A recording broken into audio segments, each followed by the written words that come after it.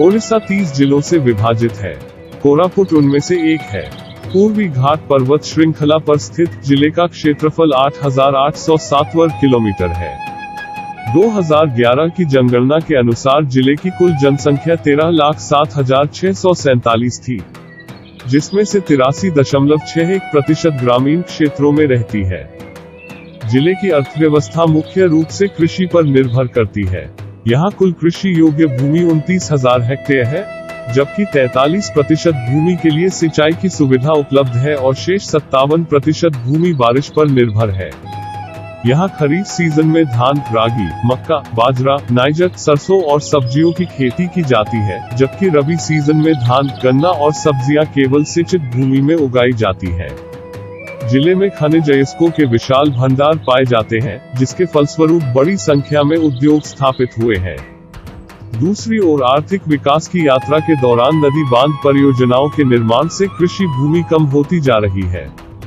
यहाँ के आदिवासी लोगों की कमजोर आर्थिक स्थिति और खेती के बारे में उनके ज्ञान की कमी कृषि उत्पादकता के निम्न स्तर का एक और कारण है। ये जो प्रोजेक्ट हमें इडिलगिव संगे हमें जो काम आरंभ कलु, हमने एडिलगिव के साथ मिलकर हमने जो परियोजना शुरू की है, हमारा मकसद यह है कि लोगों को पोषण और खाद्य सुरक्षा कैसे मिलेगी। इस कार्यक्रम के माध्यम से हमने सुनिश्चित किया कि छोटे और सीमांत किसान और जो लोग पलायन कर रहे हैं, वे अपने खेत में खेती के नए तरीके कैसे अपनाएंगे। नतीजतन यह पोषण खाद्य सुरक्षा के अलावा उनकी आय में वृद्धि का कारण बनेगा। ता संगे सेमानकर किछि इनकम भी बढ़ी पारिबो। उपरोक्त कारकों को ध्यान में रखते हुए दिसंबर 2018 में स्वयंसेवी संगठन प्रगति द्वारा छोटे और सीमांत किसानों के रोजगार और खाद्य सुरक्षा पर 3 वर्षीय कार्यक्रम शुरू किया गया था। इसका उद्देश्य छोटे और सीमांत किसानों की आर्थिक स्थिति में सुधार करना और उनकी उपज में वृद्धि करना था। पहले एक अभियान किया गया और हमने उन्हें संवेदनशील बनाया, जिनके पास 1 या 2 एकड़ से कम जमीन थी। प्रगति हितग्राहिता के रूप में चयन किया। हितग्राहियों की सूची तैयार की गई। प्रगति द्वारा हितग्राहिता की पहचान के बाद उनके कौशल विकास पर कदम उठाए गए। पहले उनकी क्षमता अनुभवी विशेषज्ञों द्वारा विकसित की गई और फिर क्षेत्र में इसके उपयोग के लिए कदम उठाए गए। प्रगति स्टाफ ने खेतों का दौरा करने और खेती के तरीकों का अवलोकन करने के बाद किसानों को लागू खेती पर ज्ञान प्रदान किया। इसके बाद फसल योजना तैयार की गई। किस फसल की खेती किस समय करनी है, किस प्रकार फसल की कैसे रखवाली करनी है, मिट्टी की उर्वरता के लिए कौन सी विधि अपनानी है, कटाई कैसे करनी है आदि पर एक योजना तैयार की गई और इसकी जानकारी किसानों को दी गई। प्रकल्प आरंभ होला पर हमें प्रथमे परियोजना की शुरू में हमने हमारे साथ काम करने वाले सामाजिक कार्यकर्ताओं को प्रशिक्षण दिया। फिर हमने हितग्राहिताओं को कैपेसिटी बिल्डिंग और इंटेंसिव मेथड्स ऑफ फार्मिंग का भी प्रशिक्षित दिया। अंत में प्रोड्यूसर ग्रुप का कैसे प्रबंधन करें, ये प्रशिक्षण भी दिया गया था। पर्यायक्रम में तालीम दिया जाइथिला। किसानों को जैविक खेती के तरीकों के बारे में प्रशिक्षण दिया गया।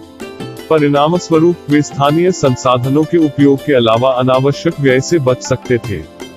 जैविक खाद के प्रयोग से पर्यावरण को प्रदूषण मुक्त बनाने के साथ साथ मिट्टी की उर्वरता में भी वृद्धि हुई है। प्रगति हमेशा लोगों के साथ खड़ी रहती है, चाहे वह हमारी सब्जी की खेती हो, मिलेट मिशन की कार्यक्रम हो, जैविक खाद हो या जैविक कीटनाशक जो लोगों के संसाधनों का उचित उपयोग करता हो। लोग रासायनिक खाद और कीटनाशक खरीद रहे थे, अब वे इन्हें जैविक तरीके से बना रहे हैं जो पर्यावरण संतुलन बनाए रखने में मदद करते हैं। वर्तमान में कई क्षेत्रों में गहन कृषि पद्धति या इंटेंसिव फार्मिंग मेथड से धान और रागी की खेती की जा रही है। पौधों के बीच दूरी के कारण वे अधिक हवा और धूप प्राप्त करते हुए मजबूत होते हैं और उत्पादन में भी काफी वृद्धि होती है। इसे ध्यान में रखते हुए सब्जियों को मिश्रित कृषि पद्धति से उगाने का निर्णय लिया गया और उन्हें प्रायोगिक आधार पर उगाया गया। आधा एकड़ आदर्श कृषि कार्यक्रम में किसानों को शामिल किया गया।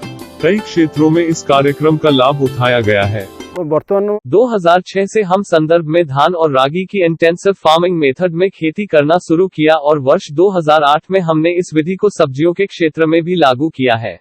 परिणाम स्वरूप किसानों ने सब्जी की खेती में अधिक उत्पादन प्राप्त किया।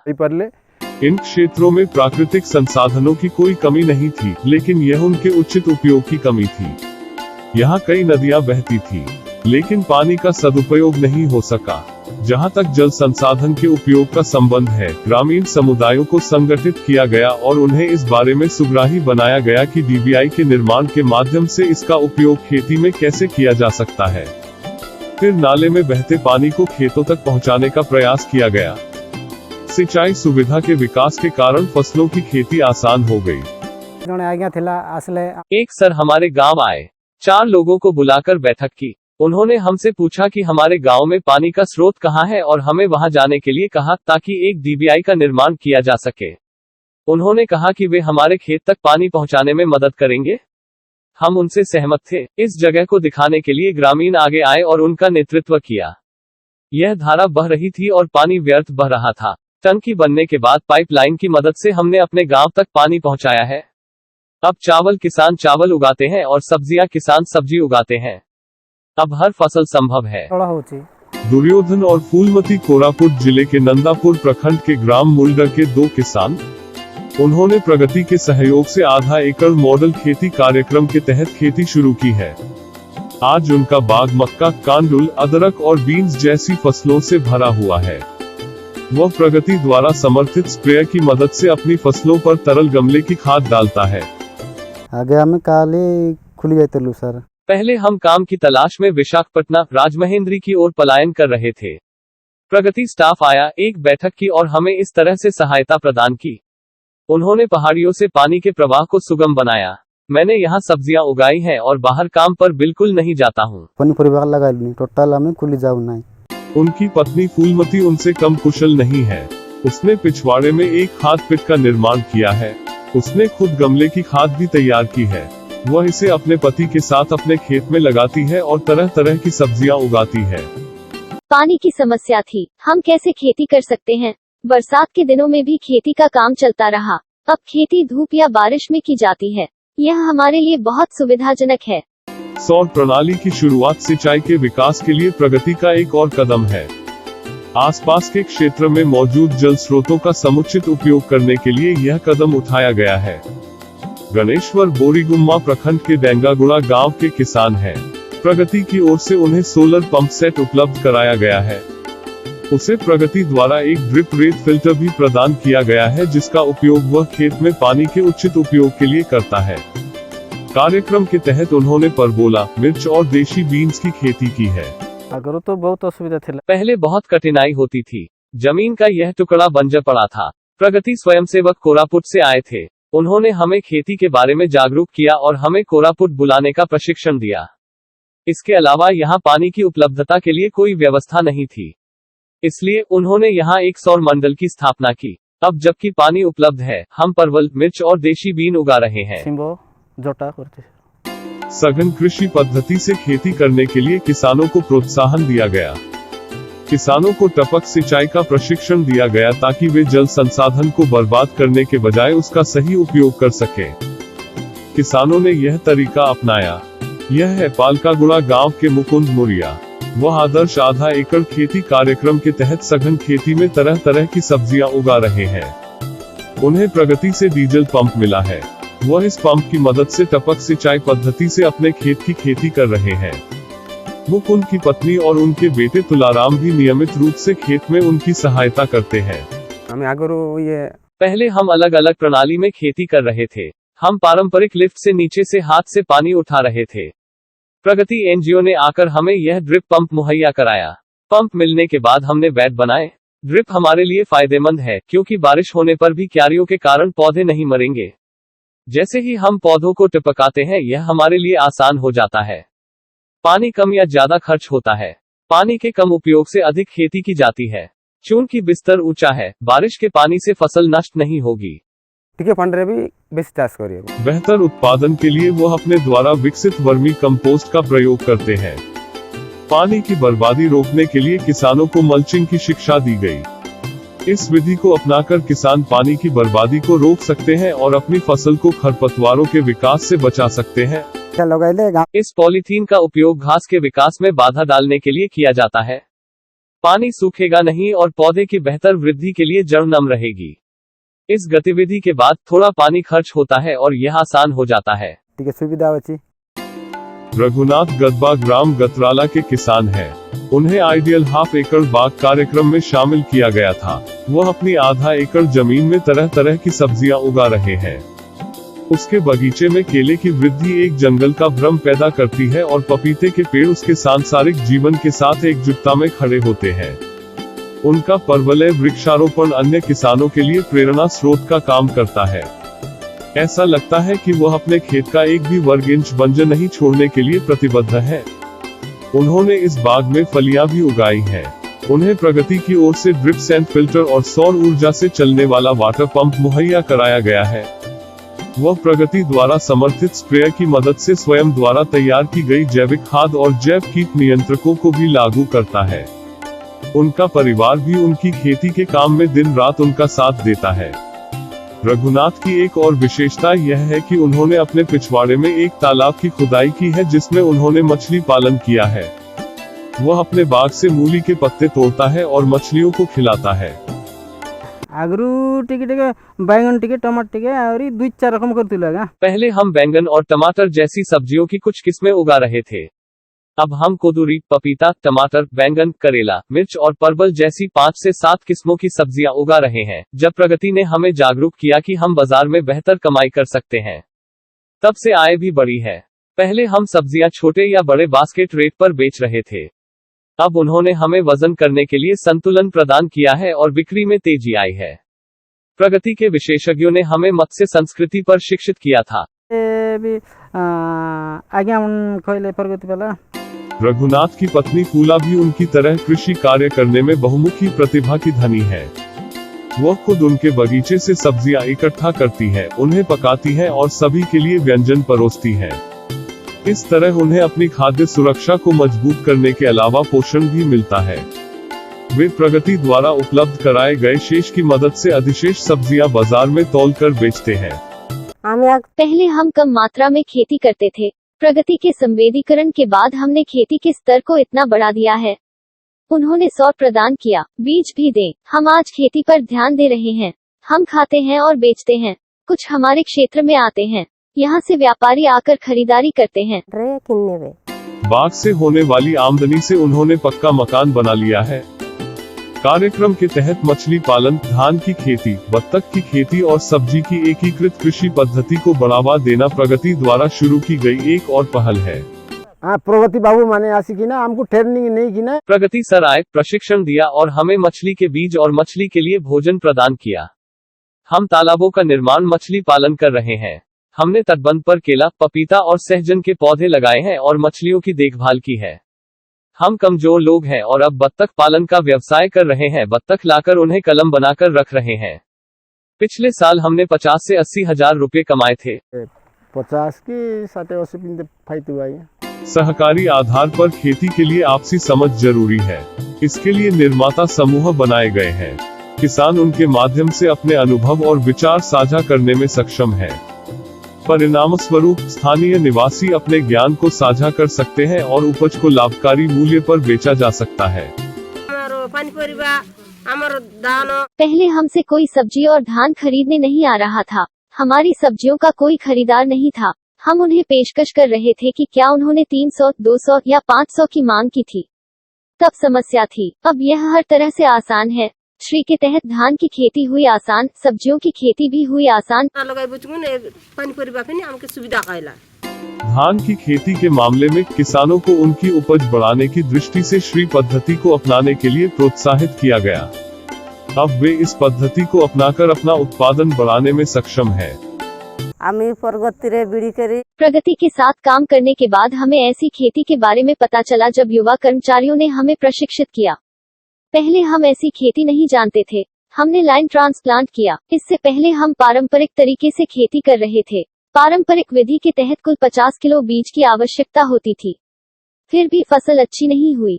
इस विधि में केवल 2 किलो धान के बीज की आवश्यकता होती है। प्रगति की ओर से इसके कर्मचारी समय समय पर धान के खेतों का दौरा कर उपज बढ़ाने की सलाह दे रहे हैं, जिससे उनका उत्साह बढ़ा है।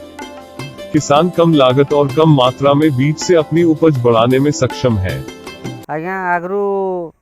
पहले अधिक बीज की आवश्यकता होती थी। अब लाइन ट्रांसप्लांट विधि में बीज की कम मात्रा की आवश्यकता होती है और फसल की पैदावार बेहतर होती है।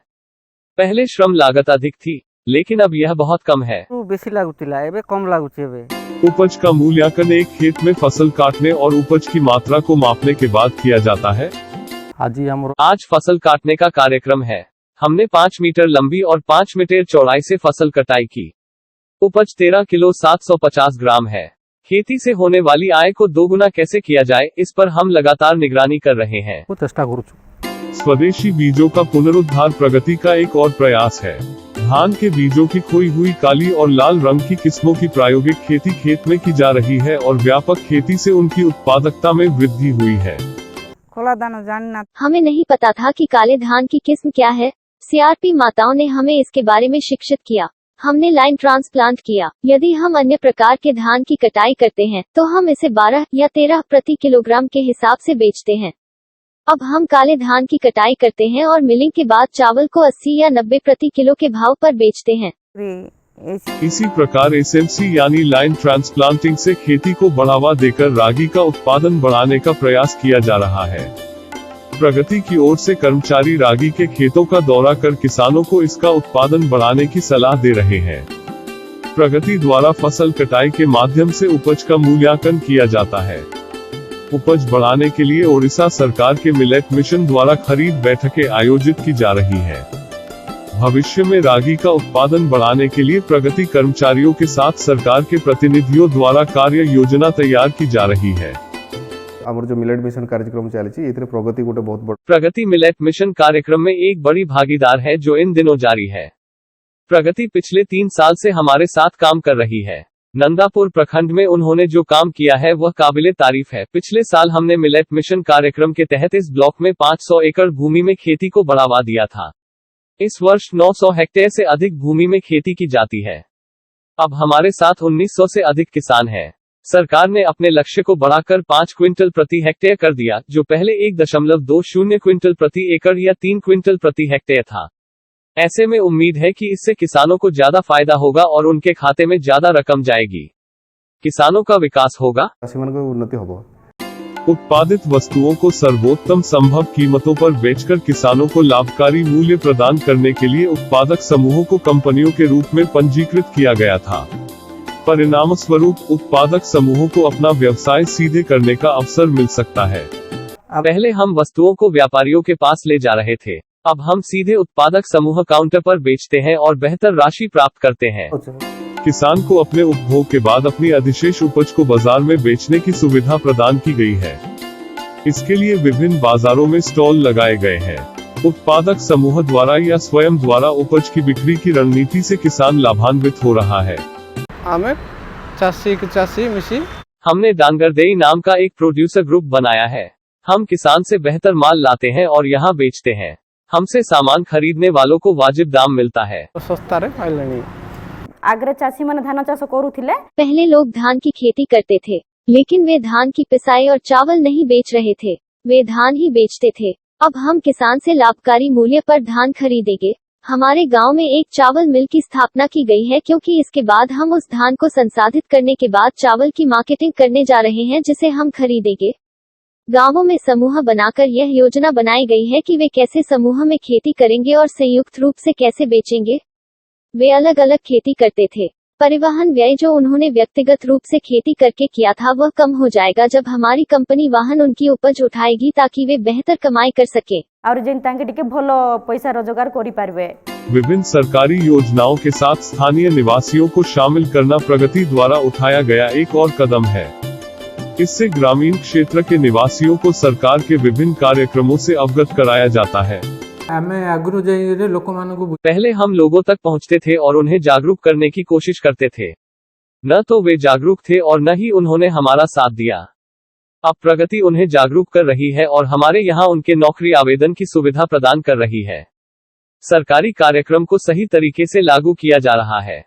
सरकारी अधिकारियों वाले लोगों में भय मनोविकृति में भी काफी गिरावट आई है। वे खुद पंचायत कार्यालय आकर नौकरी के लिए आवेदन कर रहे हैं। उनके ज्ञान के क्षेत्र को व्यापक बनाने के लिए विभिन्न मेलों और प्रदर्शनियों का आयोजन किया जा रहा है। विभिन्न स्थानों पर आयोजित होने वाले मेलों और प्रदर्शनियों में भाग लेने के लिए उन्हें सुविधा प्रदान करने का भी प्रयास किया जाता है। जो चाषी माने आमर रही सेमान को आमे विभिन्न समय रे विभिन्न जो किसान हमारे साथ हैं, उन्हें समय समय पर मेले में भाग लेने का अवसर मिला, जैसे बीज मेला और सरकार द्वारा प्रायोजित कृषक मेला।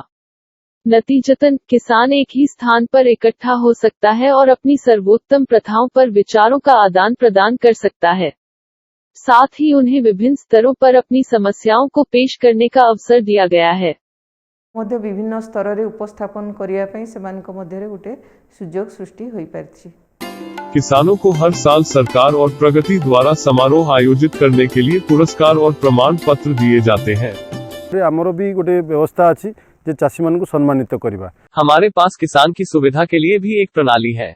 ऐसी सुविधा के कारण किसानों के बीच प्रतिस्पर्धा का माहौल बनता है, जो खेती की जैविक विधि पर ज्ञान की मदद से उनकी उपज में वृद्धि करेगा, जो हमने उन्हें प्रदान किया था। हम बम्पर फसल देने वाले किसानों को सुविधा प्रदान करते हैं और उन्हें जिला स्तर पर आयोजित होने वाले कार्यक्रम में प्रमाण पत्र जारी करते हैं। इसके अलावा हम उन्हें बर्तन या कुछ रुपये देते हैं। टंका आकार रे हो आमे दो। कार्यक्रम के दौरान कोविड-19 का प्रभाव देखा गया, इसलिए प्रगति ने स्थानीय निवासियों को जागरूक करने के लिए कई कदम उठाए। कोविड-19 जो पेंडेमिक जो आसिला, कोविड-19 महामारी के बढ़ने के साथ बहुत सारी समस्याएं उत्पन्न हुई। लॉकडाउन था, शट डाउन किया गया। उस समय किसानों को बाहर निकलने का कोई मौका नहीं मिलता था, क्योंकि सरकार ने इसे प्रतिबंधित कर दिया था। प्रगति की ओर से हमने जिला प्रशासन के साथ चर्चा की और इस बात पर जोर दिया कि वे अपने कृषि उत्पादों को कैसे बेच सकते हैं। दूसरे लोगों को इसकी जानकारी नहीं थी। हमने उनमें जागरूकता पैदा की। हमने मास्क और सैनिटाइजर बांटे। हमने अनाज भी उपलब्ध कराया। एडेलगिव ने ऐसी चीजों के लिए फंड जुटाने में हमारी मदद की। भी हमको एडेलगिवटा बहुत सहायता करथिले। इस कार्यक्रम की सफलता से क्षेत्र के लोगों के जीवन और आजीविका में काफी बदलाव आया है और इसका सकारात्मक प्रभाव किसानों में देखा जा रहा है। आग्रे सर आमे तो काली बुना बुनिया करथुलो। पहले हम बीज बिखेर कर खेती करते थे। फसल इतनी नहीं थी। हमारे गांव के एक सज्जन जो प्रगति के साथ काम कर रहे थे, हमारे पास आए और हमें खेती की श्री पद्धति के बारे में बताया। हमें धान की खेती में श्री पद्धति अपनाने से अधिक उपज प्राप्त होती है। परिवार को अच्छा खाना मिल रहा है। परिवार के बेहतर जीवन स्तर को बनाए रखने के बाद हम अधिशेष को भी बेच देते हैं जब यह रहता है। किछि बिक्री मध्य करि पारछै। हमर ए जो कार्यक्रम भितरे जो कार्यक्रम के दौरान हमारी सहयोगी एजेंसी एडलेगिव फाउंडेशन के कार्यक्रम अधिकारी दौरा करते हैं। वे अपने कर्मचारियों के साथ समीक्षा करते हैं। फिर वे हमारे द्वारा संचालित कार्यक्रमों का फील्ड विजिट करते हैं। वे किसानों के साथ बातचीत करते हैं और कार्यक्रम के मूल्यांकन के लिए WSHG के साथ चर्चा करते हैं। संगठन मान संगे डिस्कशन करती जो प्रोग्राम को इवैल्यूएट करबा पई। वास्तव में प्रगति की ऐसी पहल दूसरों के अनुसरण के लिए प्रेरणा स्रोत के रूप में मौजूद है। यदि इस तरह की पहल बड़े पैमाने पर की जाती है तो कई गरीब और भूमिहीन किसान लाभान्वित होंगे। इसके अलावा ग्रामीण क्षेत्रों में रहने वाले लोगों को पौष्टिक भोजन मिलेगा और उनकी खाद्य सुरक्षा मजबूत होगी।